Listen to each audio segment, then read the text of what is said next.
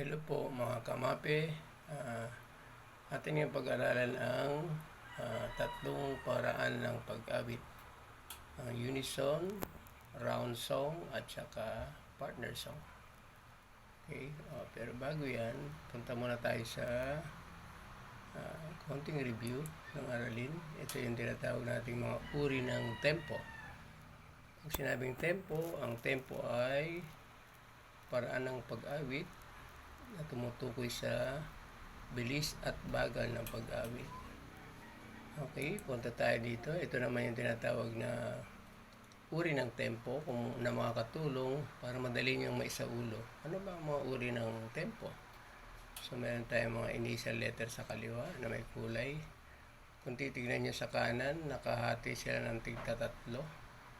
LLA, MAB, PAR, or pwede natin basahin siya ng Elia, MAB, at saka PAR para madali natin masaulo. Ang L ay lento, sunundan ng largo, at saka andante. Yung MAB ay moderato, allegro, vivace. At ang PAR naman ay presto, accelerando, at retardando. So, pag alam mo yung Elia, MAB, PAR, meron ka ng clue kung ano-ano yung mga uri ng tempo. Okay, so balik na tayo sa ano ba ang unison song, round song, at saka partner song. Okay, so tingnan natin. Meron tayong gabay na tanong na sasagutin mamaya. So, ang nakalagay dyan ay ano ba ang unison? Ano ba ang unison song? Ano ba ang round song? Ano ba ang partner song? So, malalaman natin sa isa. Pang-apat na tanong, anong pinagkapareho ng tatlong paraan ng pag-awit na yan? Maaari kaya itong awitin ng 3, 4, 5 o higit pa ang mga awit. Tignan natin. So, ito yung title ng isa sa mga pinagkunan natin ng example na video lesson. Okay, courtesy of, tingnan natin. Courtesy of Abby's Word YouTube channel. Isa yan sa mga magandang example na madali niyong maintindihan. And then may isa pa, ito naman yung tinatawag nating Young Voices of the Philippines YouTube channel. So ito po yung mga halimbawa na pinagkunan natin ng video courtesy of Young Voices of the Philippines YouTube channel. So dalawa sila. Okay, so go na tayo. So makikita natin dito. Tingnan natin sample. Sa paraang unison o sabay-sabay ay may manipis na tunog. Dahil may iisang melody lamang ang dumadaloy na inaawit ng lahat. Ito ay tinatawag na single musical line. Pakinggan po natin ang isang halimbawa. Row, row, row your boat gently down the stream. Merrily, merrily, merrily, merrily, life is but a dream.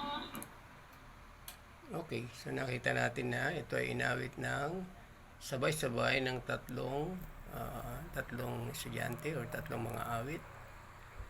Inawit nila ng sabay-sabay ang isang uri ng kanta. Yung tawag natin dyan ay unison. Ito ay inaawit ng sabay-sabay. Sabay sa pagbigkas ng lyric, sabay sa pag-umpisa, sabay hanggang matapos. Sa ikalawang paraan ng pag-awit, ang round song o paikot ay nagiging makapal ang tunog kapag maraming tinig, tunog o melody na inaawit na magkakasabay ay iba't ibang pangkat ng mga awit. Ito ay tinatawag na multiple musical lines. Pakinggan po natin ang isang halimbawa. Row, row, row your boat gently down the stream. Merrily, merrily. Yan, okay. So, napansin natin, para siyang hagdan-hagdan.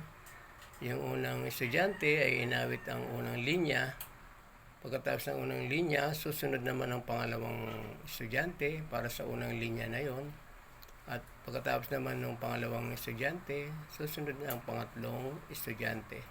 So, inaawit nila ito ng magkakasunod na parang hagdan.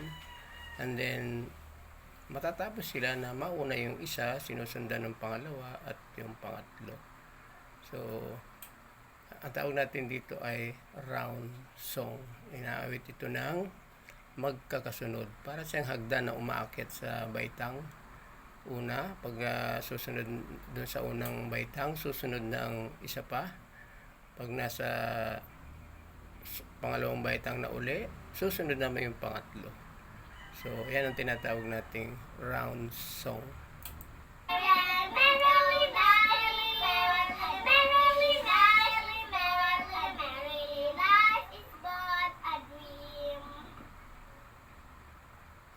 Isa pa, panoorin pa natin yung isa.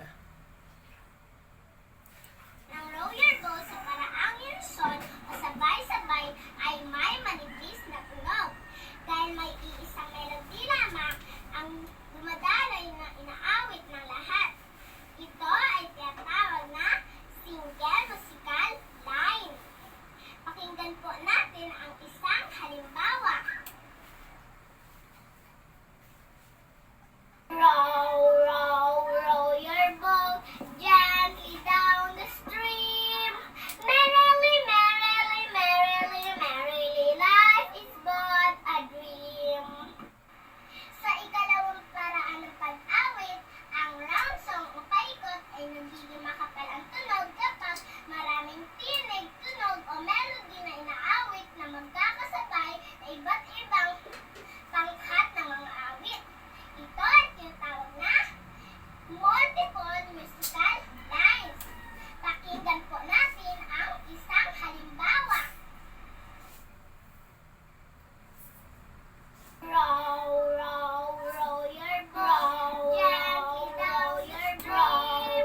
Merrily, merrily, merrily, merrily, merrily, merrily, merrily, merrily, merrily, life is but a dream.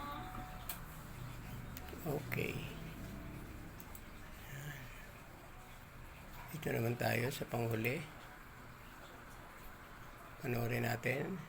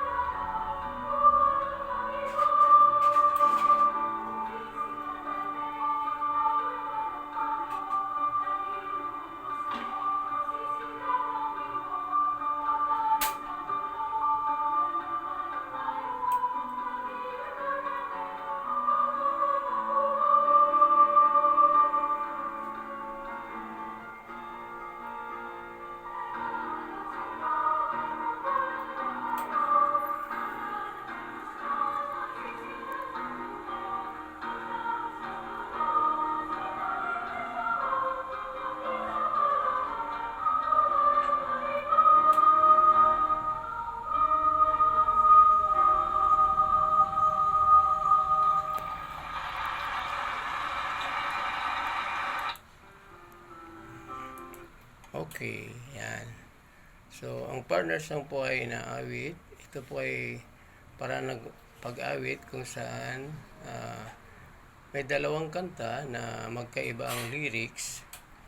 Kinakanta yung unang kanta, sinusundan ng pangalawang kanta. Tapos, kinaawit sila ng magkasabay. Kaya nga tinawag na partner song dalawang kanta na inaawit ng magkasabay. Tandaan natin, ang partner song kailangan ang melody o tono ay dapat magkapareho. Hindi pwedeng gawing partner song ang dalawang kanta na hindi magkapareho ng melodiya. Okay. Thank you po.